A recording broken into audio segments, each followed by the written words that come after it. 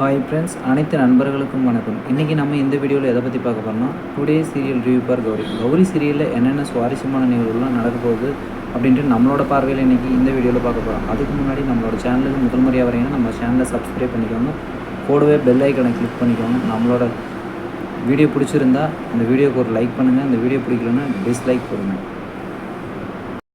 வாங்க ஃப்ரெண்ட்ஸ், வீடியோக்குள்ளே போகலாம்.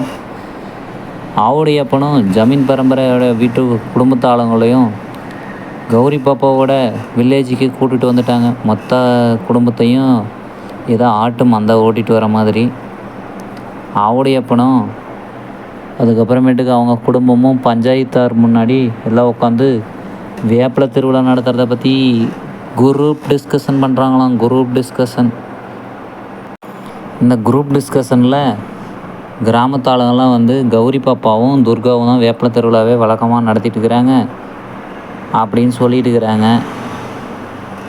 ஆனால் இந்த ஆவுடையப்பனுக்கு ஜால்ரா தட்டிட்டு இருக்கிற அந்த ஊரோட பெரிய மனுஷன் ஒருத்தன் ஆவுடையப்பனையும் ஜமீன் குடும்பத்தார் தான் இதை வழக்கமாக பல வருஷமாக நடத்திட்டு வராங்க, அவங்க தான் இப்போ நடத்தணும் அப்படின்னு சொல்லிட்டு ஆர்கியூமெண்ட்லாம் போயிட்டு இருந்துச்சு.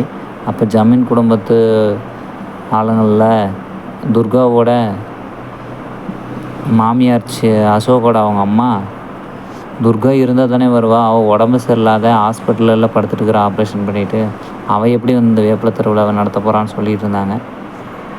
அப்படி சொல்லிகிட்டு இருக்கும் போதே அசோக்கு, கௌரி 3 பேரும், துர்கா 3 பேரும் வந்து கார்லேருந்து இறங்கிட்டாங்க. ஓகே ஃப்ரெண்ட்ஸ், இந்த வீடியோ பிடிச்சிருந்தால் லைக் பண்ணுங்கள், அந்த வீடியோ பிடிக்கலாம் டிஸ்லைக் பண்ணுங்கள். நம்மளோட சேனலுக்கு முதல் முறையாக வரீங்கன்னா நம்ம சேனலை சப்ஸ்கிரைப் பண்ணிக்கோங்க, கூட பெல் ஐக்கானை கிளிக் பண்ணிக்கோங்க. தேங்க்யூ ஃபார் வாட்சிங் ஃப்ரெண்ட்ஸ். உங்களுக்கு கௌரி பாப்பா, துர்கா, அசோக் 3 பேரும் பிடிக்குன்னா லைக் பண்ணி